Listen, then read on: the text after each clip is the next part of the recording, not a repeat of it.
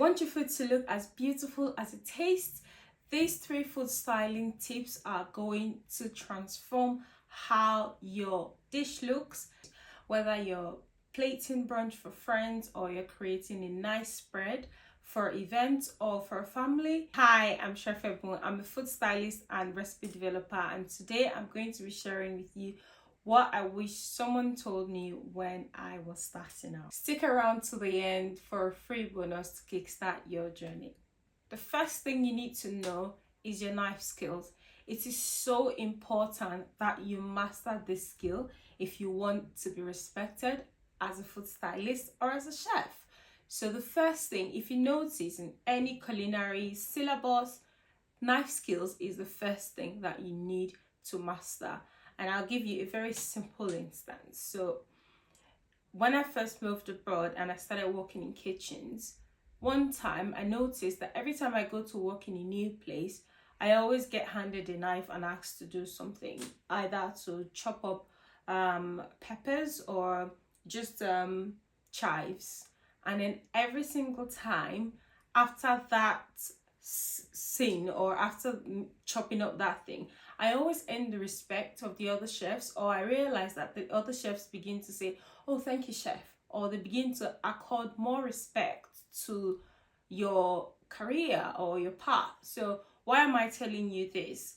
If you want to do well for yourself in food industry, you need to understand what knife skills are about and how they apply very much to cooking, to styling, and how ultimately understanding your knife skills will make everything you do look so beautifully perfect. You need a knife that's really properly sharp at every single time you're chopping up something, because if you're using a dud, you're not going to get a nice crisp lines, equal sizes, and it will eventually distort the visual clarity of what you're trying to achieve. Next thing to note is that when you're cutting, you need to cut for the plate if you're styling something. So for example, if you want to style something on, for example, a round plate, you have to put it into like your mind when you're cutting your fruit, for example. Remember that you're either going to be moving it diagonally on that plate, or you're going to be following the lines of that bowl. Number 2, what's your plating mindset? The plating mindset is asking yourself very key questions. Look at your platter as a canvas. You want to ask yourself, what do I want to achieve with the look of this thing? And that is what's going to determine what kind of components you buy, what you put together. And you have to ask yourself, how do I want this to look? Who am I building this for? It's so important to realize what you're doing it for and who you're doing it for. So let me give you an instance. The same way people profile their clients when they're trying to provide a service to them, you have to profile your clients when you are trying to style something for them. And if this is just for family or for fun, you need to ask yourself, what do you want this thing to say to the person that's viewing it, or to whoever is going to enjoy it with you?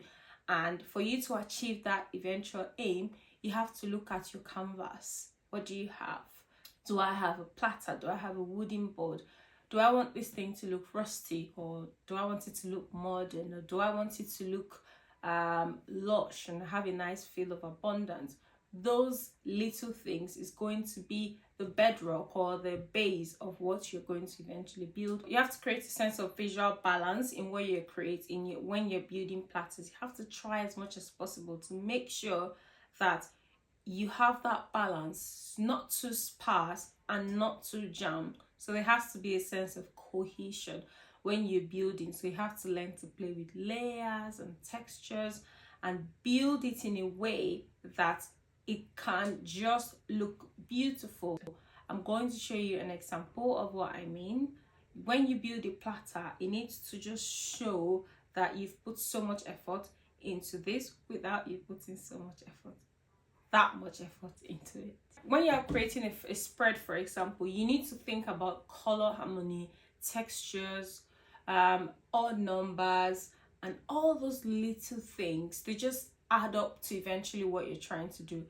Point one, odd numbers look beautiful way more than even numbers when you're putting food together. If someone asks me to build them a, let's say, spread for an afternoon thing, or maybe it's like happy hour, and then they choose burgers, tortilla wraps, and mainly maybe let's say pastries to make it very simple. So if they've chosen a lot of pastries and browns, a lot of browns, you need to ask yourself, how do I bring color to this? Because when you put together on a spread loads of browns, it just looks like autumn.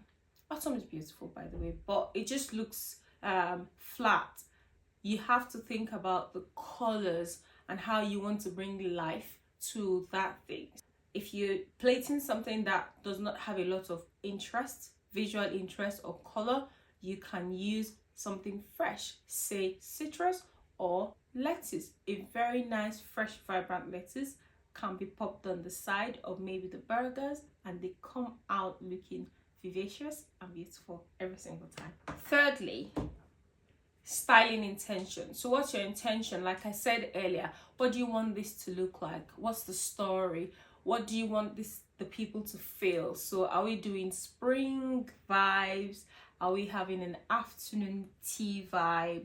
And you have to follow through with what you're trying to do. So what you're trying to achieve has to have like a style intention, and then it determines what you put together. And these little things helps with what we call cohesion. So there's cohesive vibe, there's just a continuity in what you're doing, because you have in mind what you want to achieve. And so the little things you put together makes, you know, one cohesive, one wholesomely beautiful platter, spread, plate.